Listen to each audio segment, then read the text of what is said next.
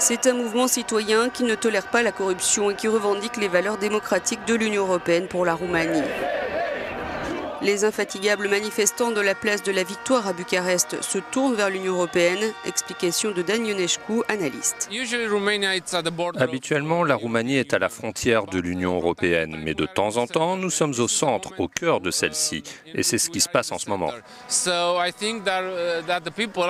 Je pense que les gens aujourd'hui partagent les valeurs communes de l'Union européenne et je pense que c'est un message fort pour tout le monde, nos voisins compris. Membre de l'Union européenne depuis 2007, la Roumanie, avec la Bulgarie, fait l'objet d'un suivi annuel de la part de l'Europe pour mieux lutter contre la corruption endémique. Suite au décret controversé pris le 31 janvier, la Commission européenne avait critiqué les mesures du gouvernement roumain et appelé Bucarest à ne pas revenir en arrière sur la lutte contre la corruption. Pas suffisant pour ces manifestants, même si depuis le gouvernement a reculé en abrogeant son décret, ils veulent plus.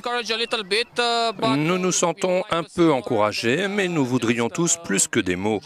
Et je ne sais pas comment l'Union européenne peut intervenir en Roumanie, parce qu'à présent, les politiciens roumains nous disent qu'ils ne veulent pas de l'UE en Roumanie.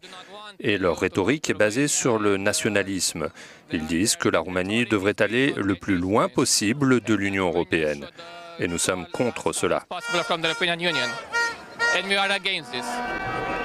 Depuis Bucarest, c'est carrément un SOS qui est lancé poliment à l'Union européenne.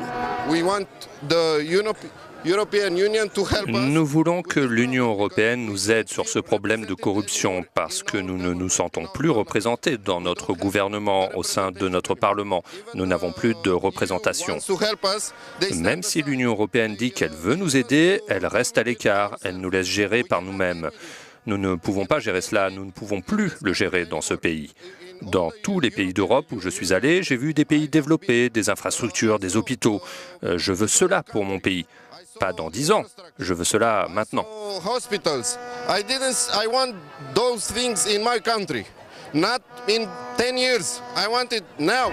Une détermination rare qui trouve écho. En 2013, la mobilisation citoyenne avait stoppé un projet de mine d'or dans une zone protégée. Fin 2015, elle avait fait chuter le gouvernement après un incendie meurtrier dans une boîte de nuit de Bucarest.